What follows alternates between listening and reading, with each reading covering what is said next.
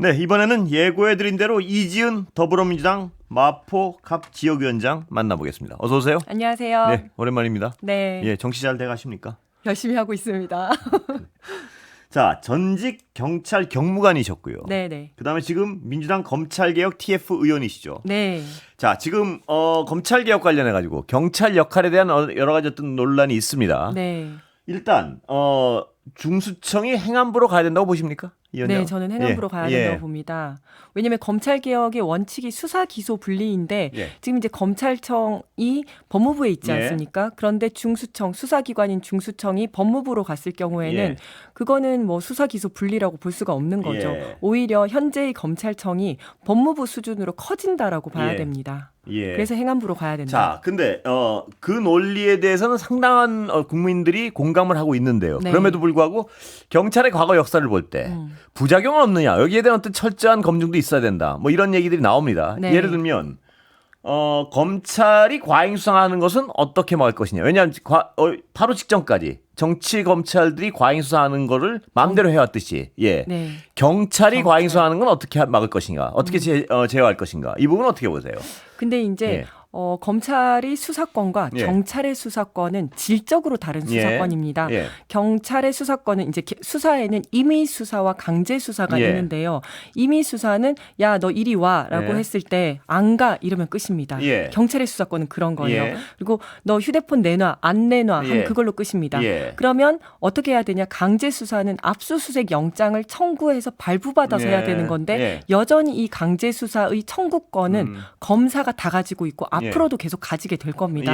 그렇기 때문에 이것이 제약이 되는 거고, 또 하나 검찰의 수사권이 막강했던 이유는 기소권과 결합된 수사권이었기 때문입니다. 뭐냐면 사람을 한 명 불러가지고 검찰에서는 불러서 야, 너 이재명에 대해서 불어. 안 부르면 너 기소한다. 부르면 대신 너 불기소해줄게. 기소유예해줄게. 구형 낮게 때려줄게. 이게 가능했습니다. 그런데 경찰은 그런 기소권과 전혀 상관없는 수사권입니다. 그렇기 때문에 경찰이 가지고 있는 수사권은 기존의 검사의 수사권과는 질적으로 작은, 다르다. 아주 작은 수사권이라고 보셔야 됩니다. 기소권이 없는 수사권은 기본적으로 맞습니다. 방만해질 수 없다. 네네, 맞습니다. 그렇다면 또 거꾸로 이런 질문합니다.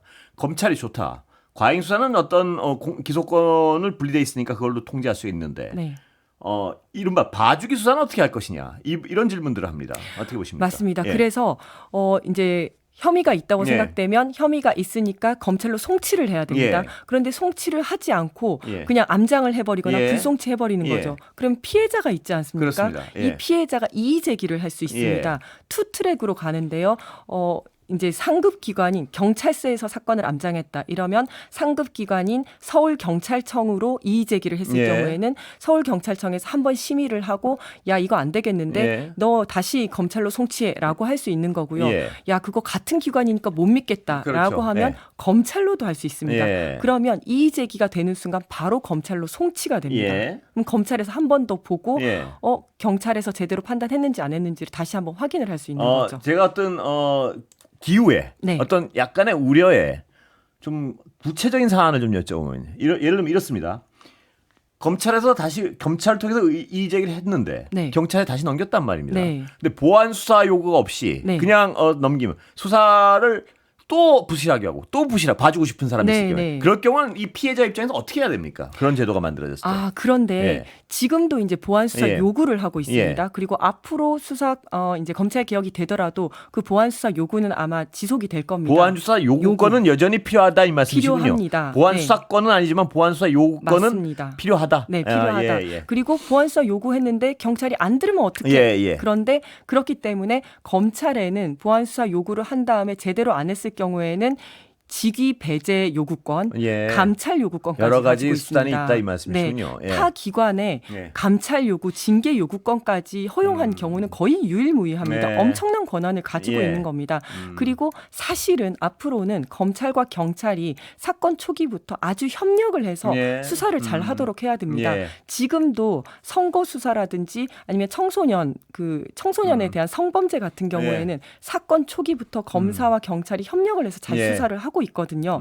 그런 식으로 된다면 뭐 수사권, 기소권이 분리돼서 범죄자를 제대로 처벌 못하는 거 아니냐라는 우려는 정말 기우가 될 겁니다. 그러니까 원래 정상적이라면 검찰이 초기부터 네. 경찰과 어떤 원활한 협조하에 맞습니다. 기소까지 이루어져야 된다. 네네. 예. 지금까지 그렇게 되지 않았던 이유는 검찰이 수사권을 가지고 있지 않습니까? 경찰이 수사를 잘했어요. 그러면 검찰에서 방해를 하는 경우가 많았습니다.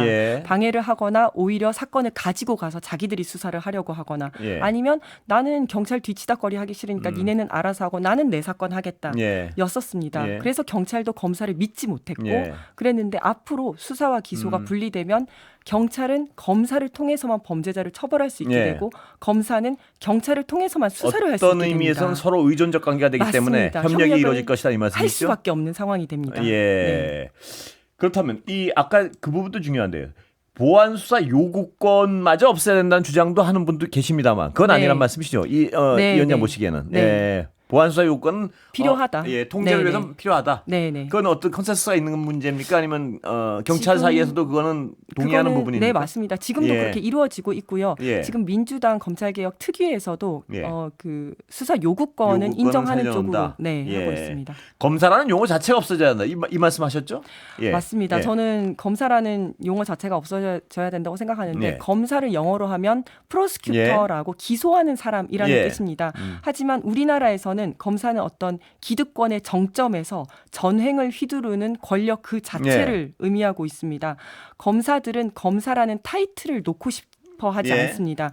예를 들어 수사를 잘한다. 내가 수사를 하고 싶다. 이러면 경찰 또는 중수청에 가서 수사관을 해야죠. 그런데 검사라는 명칭은 좋은데 수사관이라는 명칭은 싫은 거예요. 안 가겠다라고 하는 겁니다. 그러니까 정말 이 권력이 줄어들더라도 검사라는 용어가 가지는 상징 권력을 놓고 싶어 하지 않는 거죠.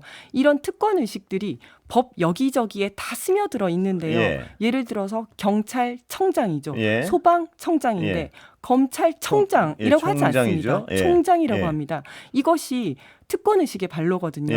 정말로 이제 한국은행 같은 경우, 그러니까 은행 같은 경우에 대표를 은행장이라고 한다면 은행 중에 은행인 한국은행은 총재라고 하지 않습니까? 마찬가지로 검찰청장이 아니라 자기들은 다른 기관과는 다르다라고 생각하기 때문에 총장이라고 쓰는 거고 검사라는 지위를 놓고 싶어 하지 않는 겁니다.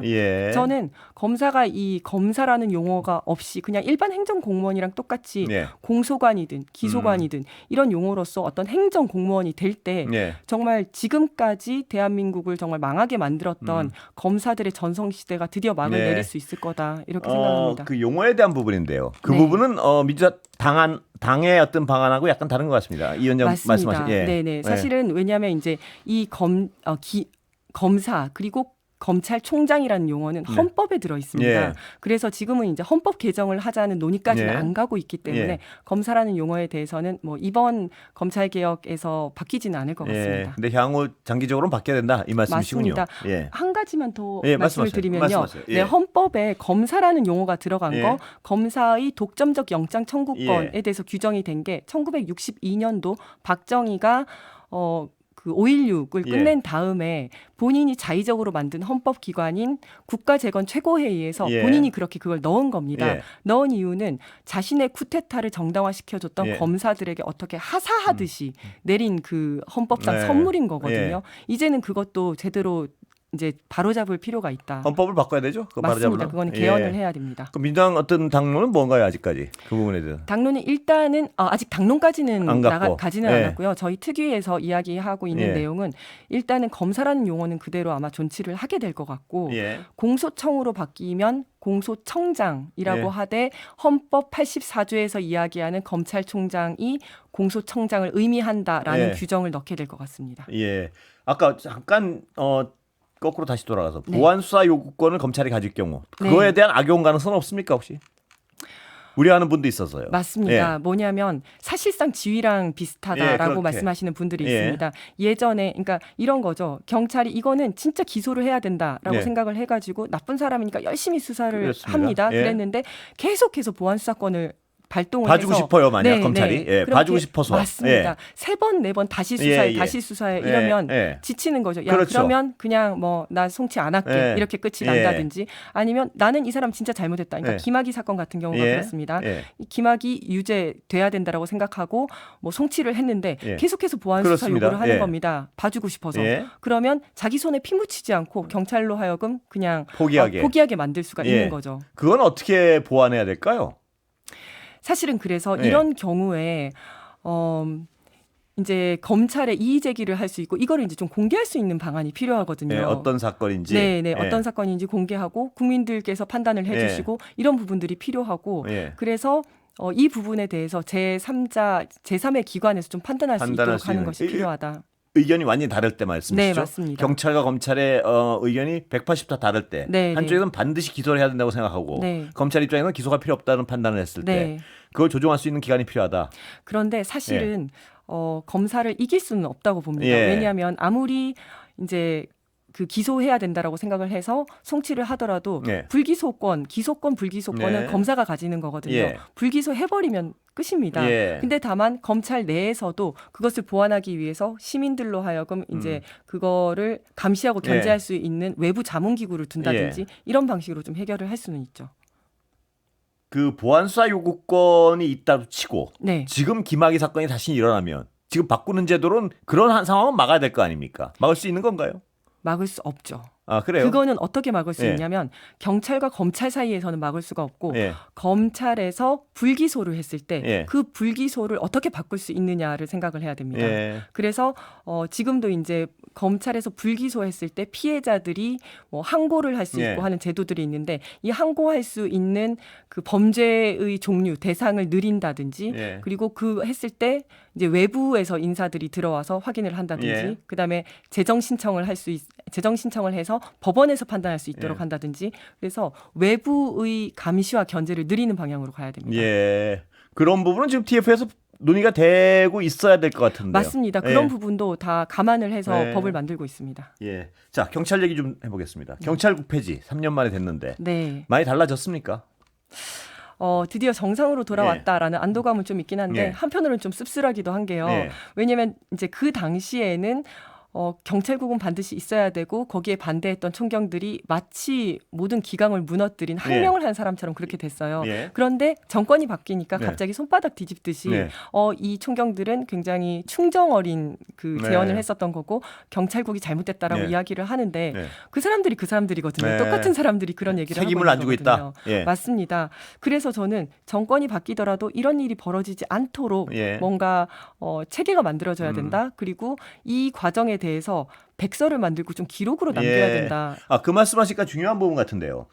이 정권이 바뀌었고 내란에 연루된 검찰에 대한 어떤 인사, 꼭 어떤 직접적인 연루가 아니더라도 책임 있는 분들에 대한 어떤 인사 이런 게 굉장히 중요할 텐데 특히 밑에까지요. 그건 제대로 이루어지고 있습니까? 인사에 대해서 우려스러운 건 없습니까 혹시? 사실은 이제 알박기 인사가 있었죠. 그런데 이미 승진을 한 사람들을 정말 내란에 직접적인 연관이 없다면 그 승진을 뒤집기는 쉽지가 않습니다. 그거는 이제 수사를 철저히 해서 관련 있는 사람들을 처벌받게 하는 수밖에 없는 것 같고요. 다만 지난 정권 때 굉장히 이제 잘못한 것도 없는데 좌천되었던 사람들이 있어요. 그 분들에 대해서는 지금 이제 경찰청에서도 명예회복을 하겠다 이렇게 이야기를 하고 있어서 그건 좀 지켜봐야 될 것 같습니다. 그때 고생 좀 하셨잖아요. 고생을 좀 했습니다. 지방으로 총경회의 참석했다 그랬던 건가요? 네, 맞습니다. 지방으로 자천이 됐었죠.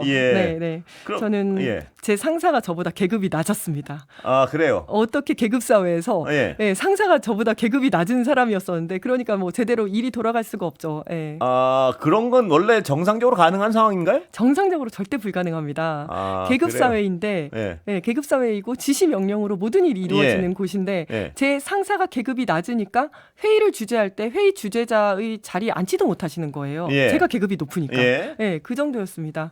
그리고 지금 경찰국에서 뭘 했는지도 좀 밝혀야 되는데 저희는 이제 좌천된 사람이 한 60명 가까이 됐었는데요. 주말 그리고 퇴근 후에까지 무슨 일을 했는지 어떻게 지내고 있는지 거의 사찰을 했었습니다. 그래요? 감찰을 통해서 그런 일을 했었었는데 저는 그런 것들도 누가 이제 지난 정권에 부역을 했고 누가 이런 이런 이게 잘못된 예. 지시를 했는지도 좀 밝혀져야 된다고 봅니다. 그거는 내부에 어떤 감찰이 있어야 된다고 보시는 건가요? 그런 사안은? 그런데 실제 감찰에서 이런 역할을 했었거든요. 예.